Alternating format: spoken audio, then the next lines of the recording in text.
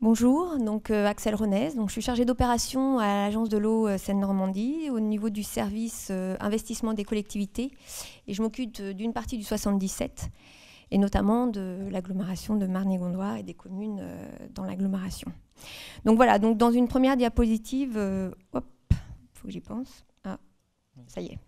Dans une première diapositive, donc je vais vous présenter un petit peu le général agence. Donc, on est actuellement, donc l'action de l'agence s'appuie sur un programme d'action qui dure pendant 6 ans. Et donc, nous en sommes actuellement au 10e programme, donc, qui a commencé en 2013 et qui se termine en 2018. Ce programme d'action est adopté au sein d'un comité de bassin. Donc ce document détermine les domaines et conditions de l'action à venir et prévoit les montants pour y parvenir. Et donc pour ce 10e programme, il a été prévu donc, une aide de 4,7 milliards d'euros d'aide, montant d'aide, correspondant à 6,3 milliards d'euros en montant de travaux. Et cela pour tout type de travaux au niveau collectivité et entreprise. Donc vous avez l'assainissement eau usée, eau pluviale, eau potable et au niveau aussi les aides au niveau des entreprises. Donc ce programme est en fait un outil technique et financier qui va permettre la mise en œuvre et surtout atteindre les objectifs de la directive cadre sur l'eau et du SDAGE. Donc on en a parlé dans d'autres présentations, et dont l'objectif est d'atteindre donc le bon état écologique de 2/3 des masses d'eau en 2015, et de contribuer aussi au bon état pour les masses d'eau pour un bon état en 2021. Donc dans ce programme, donc, les actions sont regroupées par défis et leviers. Donc vous avez dans ce programme 8 défis et 2 leviers. Donc je ne vais pas vous détailler tous les défis et leviers, on pourra en parler si vous voulez dans une autre entrevue, mais on va plutôt s'intéresser là pour nous, donc au niveau objectif zéro phyto, au défi 5. Donc ce défi, c'est protéger les captages d'eau pour l'alimentation en eau potable. Donc ce défi va permettre de maintenir et reconquérir en fait les eaux brutes au niveau des captages, de diminuer les pressions au niveau des aires d'alimentation de captage. Pour ce faire, donc, on va accompagner les maîtres d'ouvrage, donc vous accompagner, et puis améliorer la connaissance pour pouvoir mieux agir. Donc pour ce défi-là et cet objectif-là, nous allons prendre en compte effectivement les changements de pratique. Ces changements de pratique sont ceux qui nous concernent actuellement pour cet objectif zéro phyto. Donc les actions aidées, ça va être donc l'amélioration de la connaissance, tout ce qui est aide pour les plans de gestion. Et donc d'un côté, améliorer la connaissance pour mieux agir, et de l'autre côté, donc, pour œuvrer, donc acquisition de matériel. Donc c'est en zone non agricole, parce que là vraiment c'est spécifique zone non agricole, c'est pour ça qu'on a rajouté zone non agricole. Cette acquisition de matériel doit être précédée d'un audit des pratiques d'entretien, d'un diagnostic de vos pratiques, pour pouvoir après faire un état des lieux, un inventaire de vos pratiques, faire un état des lieux et pouvoir ainsi savoir quel type de matériel vous devez utiliser. Ce matériel va vous servir justement à mettre en place ce plan de gestion ou ces préconisations du diagnostic qui ont été faits au préalable. Alors, dans le cas de matériel alternatif, multifonction, ça je vous en reparlerai au niveau des aides, mais effectivement, quand vous demandez effectivement une aide pour des matériels alternatifs, qui a plusieurs fonctions, type des balayeuses, l'assiette d'aide, c'est le montant retenu qu'on va prendre en compte, est limitée à la seule fonction de désherbage. Mais je vais rentrer un peu plus dans les détails avec une diapo par la suite. Donc au niveau de ces demandes d'aide, on va demander en fait des engagements. Donc des engagements au niveau d'un plan, on va vous demander un plan de communication. Qu'est-ce que vous avez fait au niveau de votre communication auprès des citoyens? Effectivement, on en a longuement parlé au préalable, pour pouvoir expliquer votre démarche, pour pouvoir expliquer les pratiques que vous allez mettre en œuvre pour que effectivement la population comprenne ce qui est fait et accepte effectivement ces pratiques, et dans un deuxième temps qu'elle puisse elle aussi diminuer et tendre vers le zéro phyto pour son jardin personnel. Donc les modalités d'aide. Donc on va deux types de taux d'aide. Donc vous avez tout ce qui est promotion des techniques innovantes. Donc ça, effectivement, on va vous accompagner sur des techniques que vous voulez mettre en place, en prenant en compte effectivement les effets suite à cette mise en place. Tout ce qui est sensibilisation et communication. Donc ça, c'est des subventions à 70%. Et dans un deuxième temps, nous allons vous aider aussi pour tout ce qui est plan de gestion et acquisition de matériel, avec des subventions à 50%. Puis, alors, les modalités d'aide.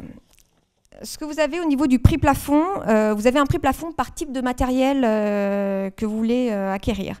Ce prix plafond est un prix plafond avant subvention. Donc ça veut dire que, pour prendre un exemple, si vous voulez du matériel de désherbage thermique à flamme ou infrarouge, vous allez nous présenter un montant, donc le montant présenté.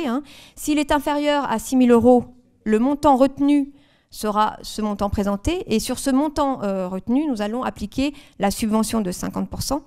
Si ce montant présenté est supérieur à 6 000 €, nous allons prendre ce prix plafond qui est de 6 000 € et nous allons appliquer la subvention de 50%. Voilà.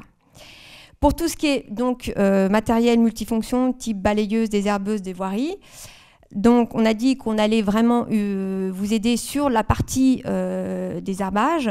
Donc dans ces cas-là, on estime que c'est 50% un petit peu de balayage au niveau des voiries et 50% au niveau du désherbage.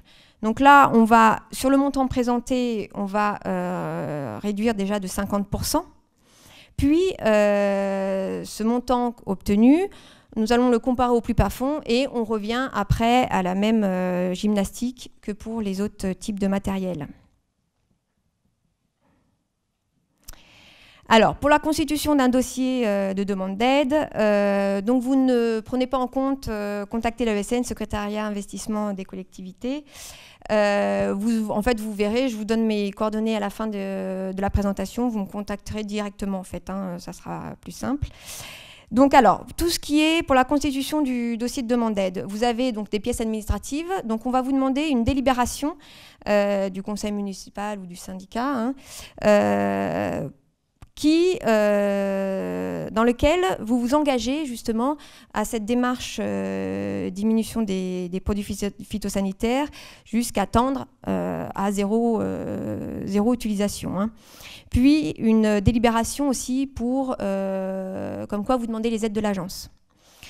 Donc après, on va vous demander effectivement une présentation de la collectivité, des espaces verts, de ce que vous faites actuellement sur votre collectivité, de l'engagement dans lequel vous êtes au niveau de cette démarche de zéro phyto, et une justificatif effectivement de matériel que vous allez utiliser pour savoir à quoi va vous servir ce matériel, et on va vous demander effectivement l'engagement par rapport aux préconisations que vous avez déjà effectuées au niveau de votre diagnostic ou votre audit, qui doit être aussi dans le dossier de demande d'aide.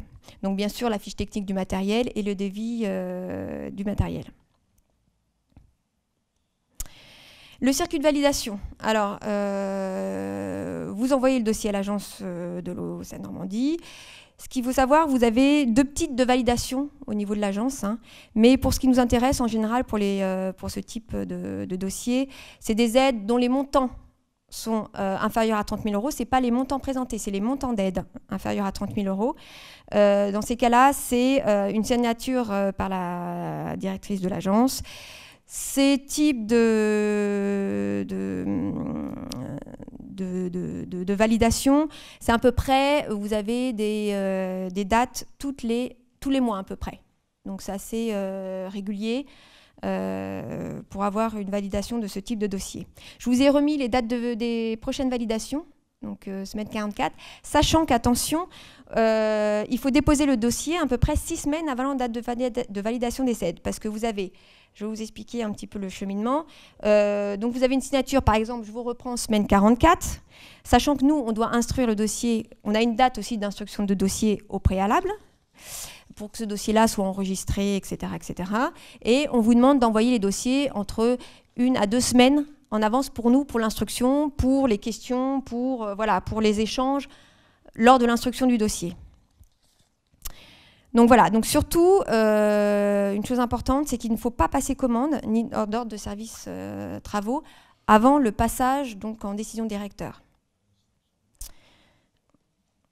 Donc voilà, donc merci pour votre attention. Donc si vous avez des questions, n'hésitez pas. Vous avez mes coordonnées, donc pour toute demande d'aide, je suis votre interlocuteur. Et vous avez mon mail. Sachez aussi qu'il y a l'Agence de l'eau qui a un site internet, au Seine-Normandie, tout simplement. Et là-dessus, vous allez avoir pas mal d'informations concernant le 10e programme, le SDAGE, nos aides, nos types d'aides, pas mal d'informations. Vous avez aussi en téléchargement des plaquettes pour vous expliquer un petit peu le cheminement, les types d'aides qu'on apporte. Et sachez que pour toute demande d'aide, maintenant, on a constitué des fiches que vous pouvez aussi aller voir sur le site. Pour vous, un petit peu vous aider justement à la constitution de ce dossier. Mais n'hésitez pas à nous téléphoner en amont pour nous en parler et pour qu'on prévoie ensemble, pour qu'on avance ensemble. Voilà, merci.